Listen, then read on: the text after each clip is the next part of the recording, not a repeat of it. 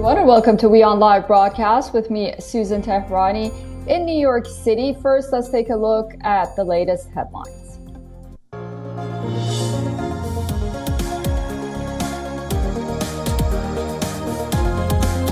Russian Defense Ministry claims that it successfully carried out overnight strikes on Ukrainian arms depot.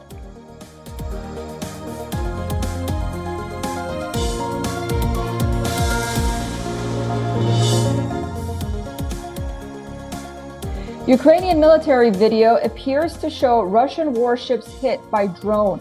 Moscow claims Ukraine launched an unsuccessful attack on a reconnaissance ship in the Black Sea.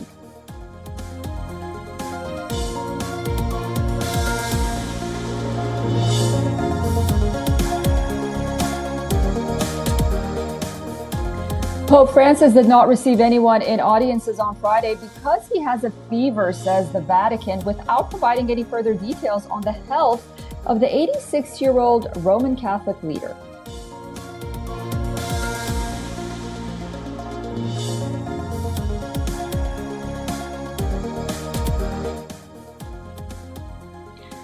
The most wanted fugitive in the Rwandan genocide of 1994 has been arrested in South Africa after decades on the run. He is accused of ordering the killing of some 2,000 Tutsis.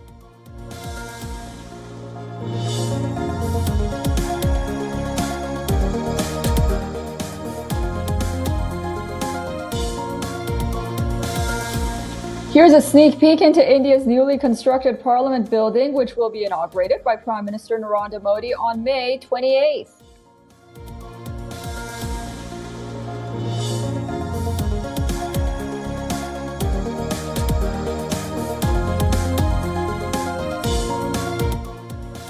The Boston Celtics stay alive in the Eastern Conference Finals of the NBA. The second seed routed the Miami Heat to trim the 7-match series lead to 3-2. White with the fake and a fire. It's a free. He's been going it all night.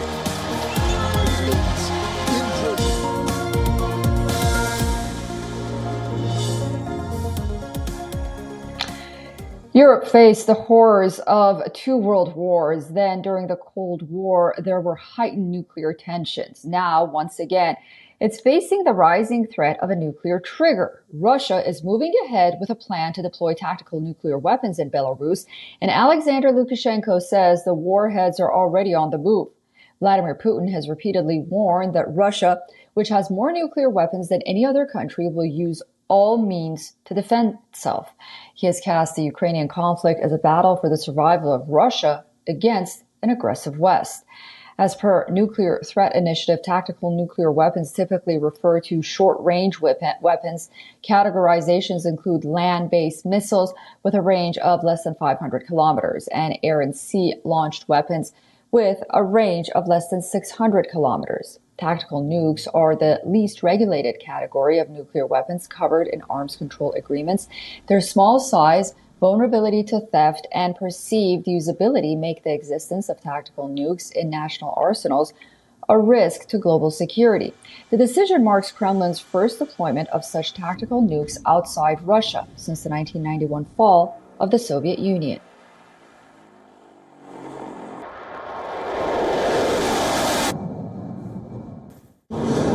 Началось перемещение ядерных боеприпасов. Уже началось. Уже началось? Оно уже в Беларуси. Возможно, я приеду, посмотрю.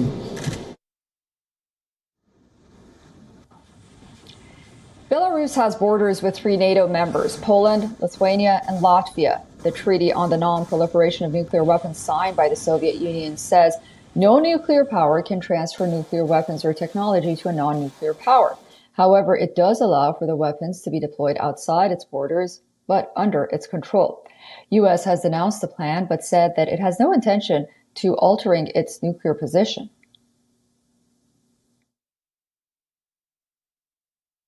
So look, we've seen the report of Russia-Belarus arrangement, and we'll continue to monitor certainly the implications here. We have not seen any reason to adjust our own nuclear posture. You've heard us say that before, nor any indications Russia is preparing to use nuclear weapons for Belarus.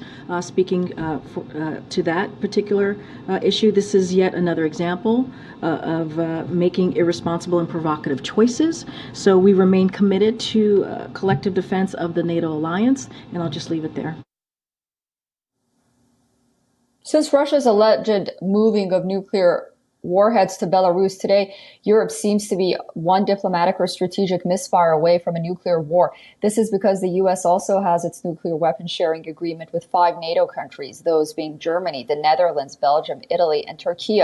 All these countries host American nukes. Also, tensions is rising across the world as Ukraine has long craved for the F-16 fighter jets from its allies, insisting that the sophisticated aircraft would give it an edge in the war and allow them to strike Russian forces.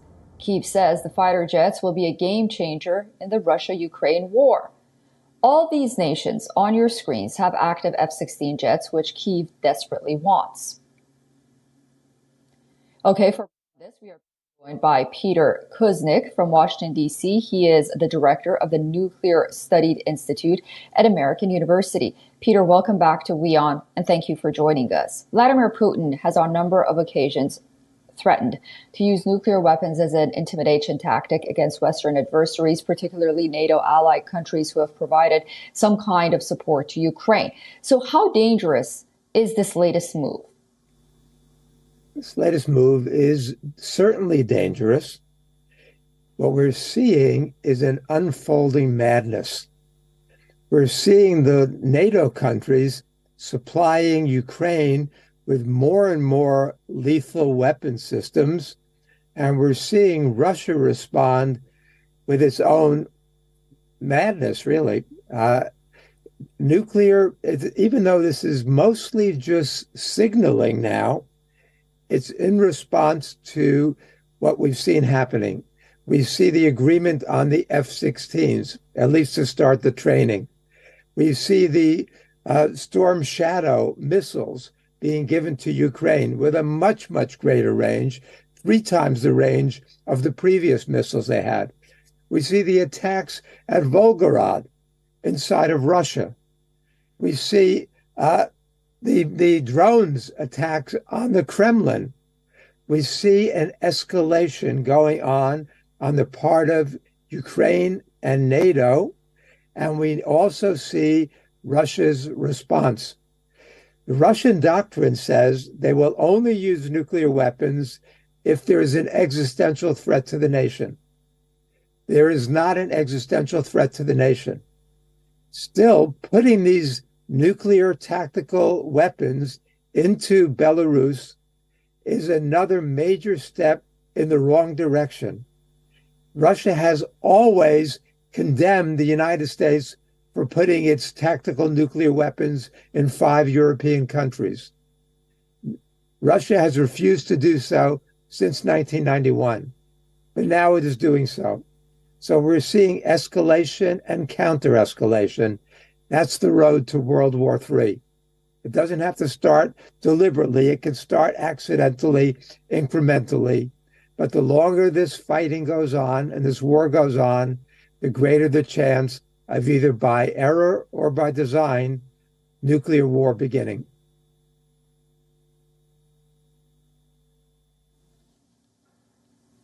And you know, Peter, the United States says that it's monitoring the situation. It has no plans to change its strategic plans for now in Europe. How should the United States and NATO allies react to this recent developments by Russia? The United States and NATO allies should welcome the initiative by China, by Brazil, by 6 African countries, and by the Vatican to start diplomacy immediately.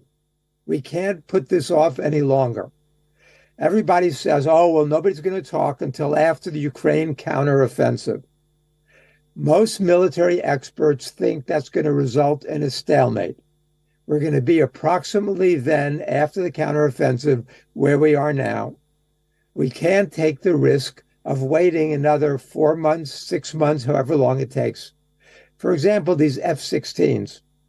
The F-16s, we're going to begin training of Ukraine's top pilots in July, probably. It's going to require 4 to 6 months of training. And then they're going to finally be deployed. But right now, nobody is actually committed to giving Ukraine any F-16s. So why the escalation? Why the heightening of tensions? It doesn't make any sense. We need a ceasefire immediately, and we need to sit down and start negotiations. Both sides are going to have to compromise, but right now, neither side wants to do so. And that's the danger.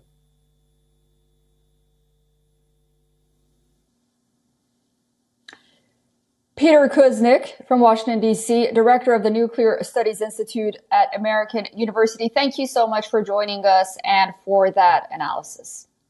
Thank you.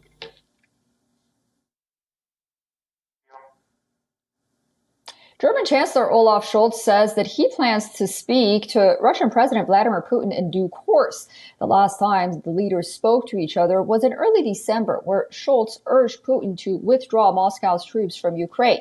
In an interview to a German newspaper, Scholz said that Putin needs to understand that the war cannot end by making some kind of cold peace. For example, turning the current front lines into new borders, but only by a fair peace deal and the withdrawal of Russian troops. The tensions between Germany and Russia has escalated after Germany allowed the deployment of German-made Leopard 2 tanks to Ukraine. However, Scholz added that while the aim of Germany remains to support Ukraine, at the same time it wants to avoid a direct conflict with Russia. In the ongoing war between Ukraine and Russia, every supporting side is acting in their own way. Some are providing arms, others are giving a backing with diplomacy. Earlier, Denmark announced its plan to negotiate peace between Ukraine and Russia. China has also proposed a peace plan for the Ukraine war. Germany has also called on China to help end the war. This comes as China's special envoy Li Hui visited Germany. Li is seeking to promote Beijing-led negotiations to resolve the Ukraine conflict. German Foreign Ministry spokesperson said that the German State Secretary had held an intensive discussion with Li. But Ukraine has said it will not comply to any land loss in any peace plan. Analysts predict Ukraine is tilting towards the global south for a possible peace plan, which is basically Latin America, Africa, and much of Asia.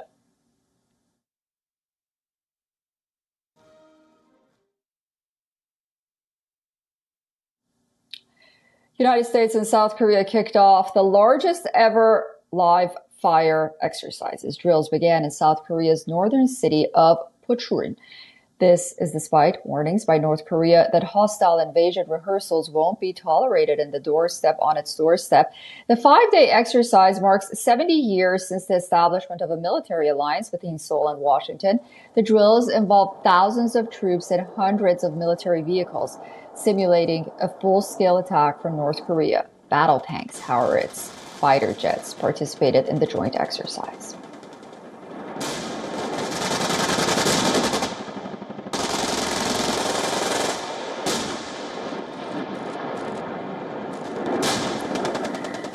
According to South Korean Defense Ministry, the drills have been held 11 times since they began in 1977 against the backdrop of a rising nuclear threat from North Korea. Washington and Seoul have been undertaking various types of military training, including air and sea drills involving American B-1B bombers.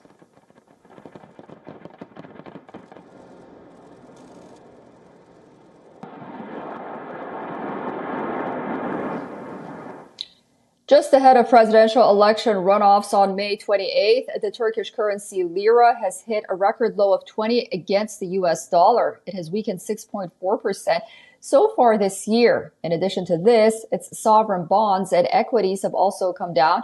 Meanwhile, Turkish President Recep Tayyip Erdogan says that the Gulf states have been aiding Ankara to deal with a volatile economic situation at home. He added that their funding helped relieve the central bank and markets. President Erdogan says that he intends to meet the leaders after the runoff. In the first round of elections on May 14th, incumbent President Recep Tayyip Erdogan secured support, which was short of the majority needed to avoid a runoff. Kılıçdaroğlu, the candidate of the six-party opposition alliance, received 44.9% support, while nationalist candidate Sinan Oğan came third with 5.2% support and got eliminated. Since the first round of the elections, the lira has weakened 2.1%. Turkish currency lost about 44% of its value in 2021 and about 30% in 2022. The drop in value is largely due to that devastating earthquake that hit southern Turkey and killed more than 50,000 people. Earlier, the Turkish central bank's next forex reserve and also plunging into negative territory on May 19th for the first time since 2002.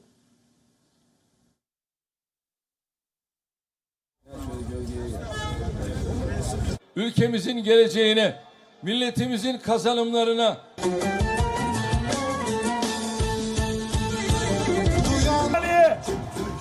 Çok teşekkür ediyoruz. Evet. Well, Twitter is back in the news after a bumpy start to Ron DeSantis' long-awaited entry into the 2024 race for the White House, which was hit by technical glitches during a Twitter live stream. An engineering chief at Twitter says he's leaving the company. Fuad Dabiri tweeted, and I quote him, "After almost 4 incredible years at Twitter, I decided to leave the nest yesterday." Since Elon Musk took over the social media giant, many employees are either being asked to leave or they are leaving on their own. If you give you a figure, more than 80% of the workforce has left the organization following Musk's takeover. The engineer, Fuad Dabiri, has not specified why he has decided to leave Twitter or whether it was related to the problems with the DeSantis event on the platform.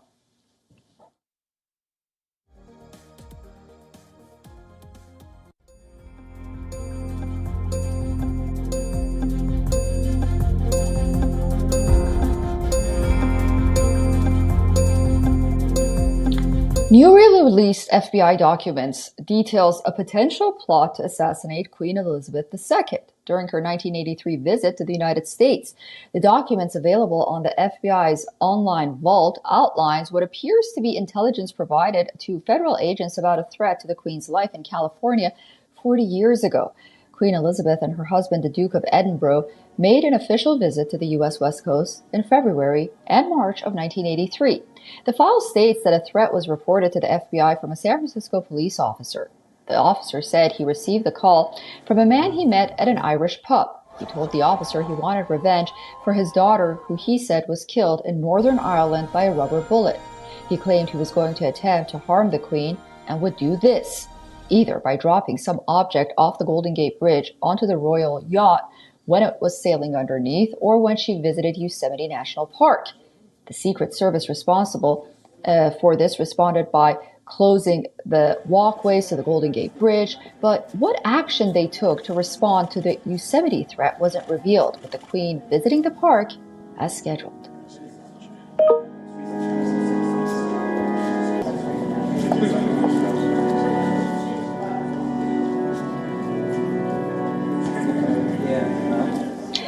Two-time Academy Award-winning actor Tom Hanks has finally become a Harvard graduate. The 66-year-old conferred with an honorary doctorate of arts degree when he appeared at the university to deliver a commencement address to the graduating students.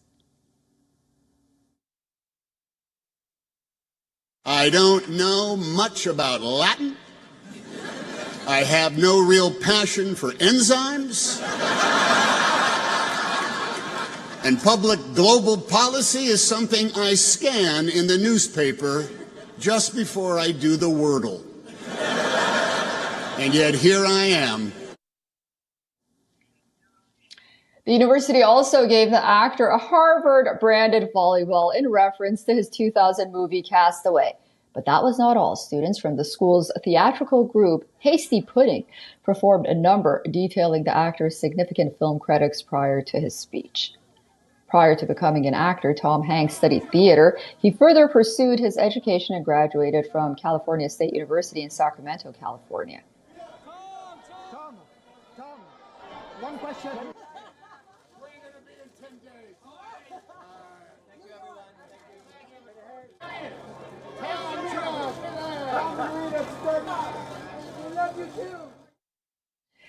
That's all the time we have for WION Live Broadcast from New York City. I'm Susan Tehrani. Thank you so much for staying with us and watching. I wish you a lovely weekend. And for our viewers here in the United States, happy Memorial Day weekend in advance.